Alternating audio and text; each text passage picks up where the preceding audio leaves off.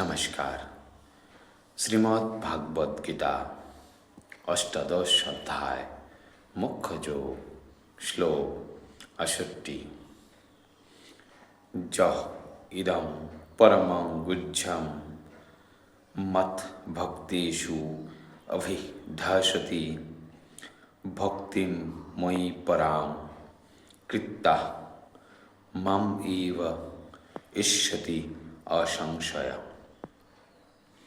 যহ অর্থাৎ যিনি, ইদম অর্থাৎ এই, পরমম অর্থাৎ পরম, গুহ্যম অর্থাৎ গোপনীয়, মত অর্থাৎ আমার, ভক্তেষু অর্থাৎ ভক্তদের মধ্যে, অভিধাস্যতি অর্থাৎ উপদেশ করেন, ভক্তিম অর্থাৎ ভক্তি, ময়ি অর্থাৎ আমার প্রতি, পরাম অর্থাৎ পরা, কৃত্যা অর্থাৎ করে, মাম অর্থাৎ আমার কাছে, এব অর্থাৎ অবশ্যই, ইষ্যতি অর্থাৎ আসবেন, অসংশয় অর্থাৎ নিঃসংশয়ে।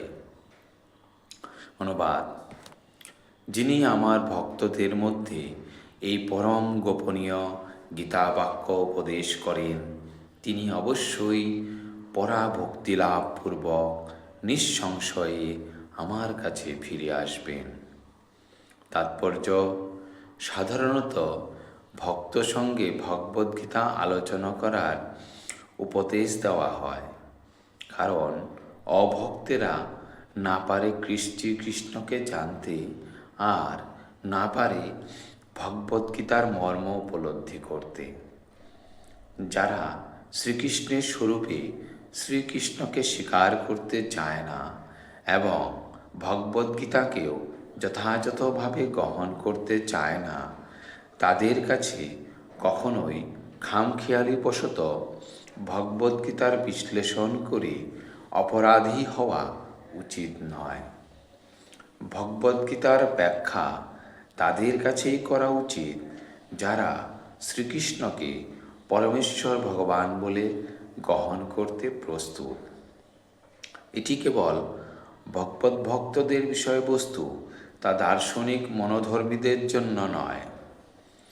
যিনি ভগবদ্গীতাকে যথাযথভাবে উপস্থাপন করার ঐকান্তিক চেষ্টা করেন, তিনি ভক্তিযোগে উন্নতি সাধন করে শুদ্ধ ভক্তি লাভ করেন।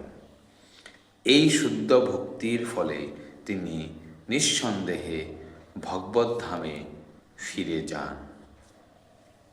শ্লোক ৬৯। ন তো তস্মাৎ মনুষ্যেষু কচ্চিৎ মে প্রিয়কৃত্যং ভবিতা ন চ মে তস্মাৎ অন্য প্রিয়তর ভুবি। ন অর্থাৎ নেই, চ অর্থাৎ এবং, তস্মাৎ অর্থাৎ তার থেকে, মনুষ্যেষু অর্থাৎ মানবকুলের মধ্যে, কচ্চিৎ অর্থাৎ কেউ, মে অর্থাৎ আমার, প্রিয়কৃত্যম অর্থাৎ অধিক প্রিয়কারী, ভবিতা অর্থাৎ হবে, ন অর্থাৎ না, চ অর্থাৎ এবং, মে অর্থাৎ আমার, তস্মাৎ অর্থাৎ তার থেকে, অন্য অর্থাৎ অন্য, প্রিয়তর অর্থাৎ প্রিয়তর, ভুবি অর্থাৎ এই পৃথিবীতে।